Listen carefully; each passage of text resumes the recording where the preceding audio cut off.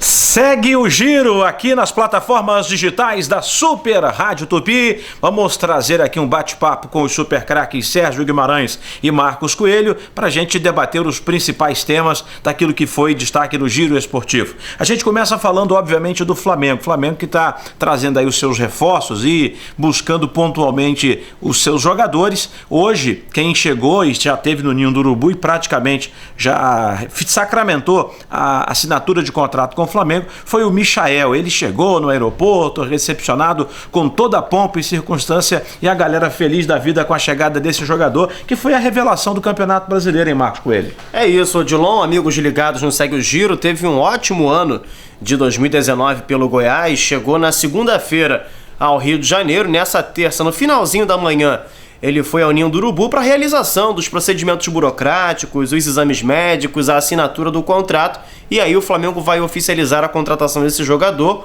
o contrato tendo validade até o final de 2024. O Flamengo desembolsou quase 40 milhões de reais para ter 80% dos direitos econômicos do Michael, ele que chega justamente como terceiro reforço oficializado até agora. O Flamengo já tinha anunciado o Pedro Rocha, depois anunciou o Gustavo Henrique. A qualquer momento, dependendo do horário em que você aí estiver assistindo, o Flamengo já até anunciou o Michael, mas eu falo aqui pelo momento em que estamos fazendo esse Segue o Giro. A qualquer momento, o Flamengo anunciando esse jogador, e tem mais novidade para chegar, Odilon. Com certeza. E o Gabigol, será que fica ou será que vai? É uma grande pergunta. O torcedor do Flamengo está assim com uma incógnita, um ponto de interrogação na cabeça, querendo saber.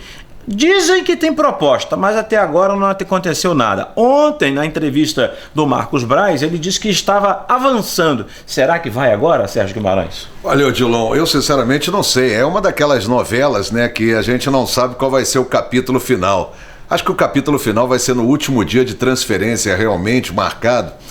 Eu juro que eu não acho que o Gabigol tenha tido alguma proposta de alguém. Acho que a única proposta que tem é de renovação com o Flamengo. Agora, posso colocar uma polêmicazinha aqui? Sem problemas. Se o Gabigol renovar, pra que trazer o Pedro? Tem isso também, mas não fechou com o Pedro. O empresário foi para a Itália, disse que está resolvendo lá os últimos detalhes. Não sei se a Fiorentina vai liberar. Será que tem interesse em liberar o Pedro, ou Marcos Coelho? A informação que eu tenho é que a Fiorentina não vai apresentar nenhum obstáculo quanto à liberação do Pedro. É um jogador que não vem sendo aproveitado lá.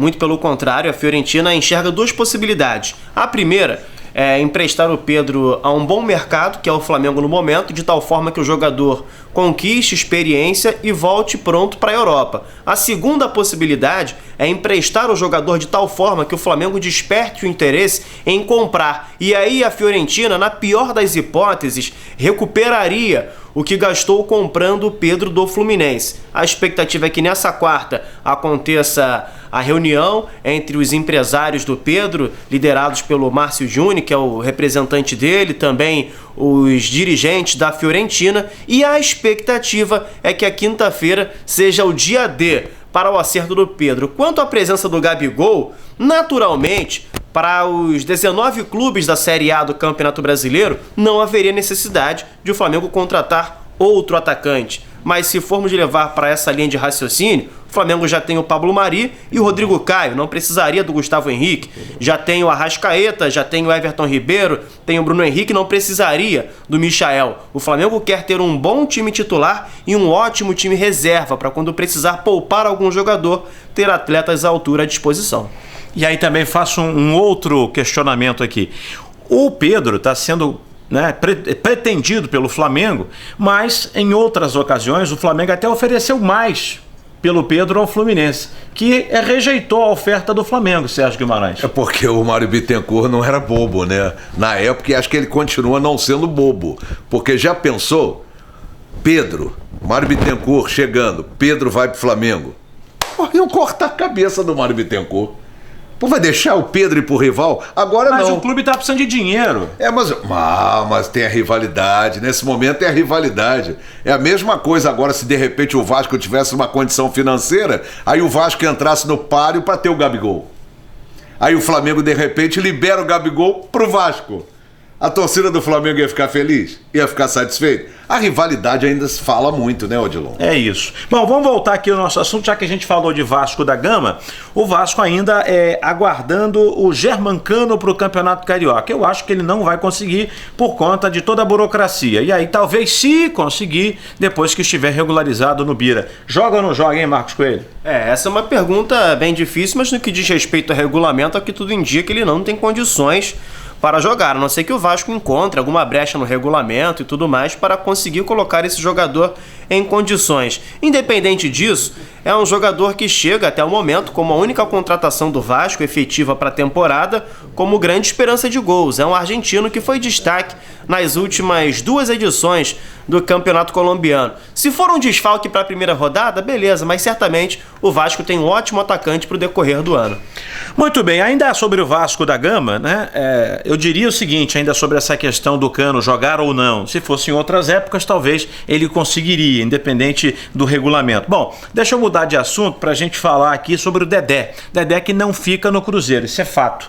Agora, quando é que vai acertar com o Vasco? O salário é muito alto? Será que não há uma negociação? Surgiu agora um boato de que haveria uma proposta da China. Será que o Dedé vai para a China? Não vai? Vai ficar no Vasco da Gama? O que vai acontecer nesse momento? É uma incógnita ainda, Sérgio Guimarães? Eu acho que está difícil dele vir para o Vasco da Gama, porque se for disputar com o futebol chinês, claro que o Dedé vai dar preferência ao futebol chinês. Eu não sei quanto é que ele ganha no Cruzeiro, mas imagina, de repente, Odilon, você ganha X.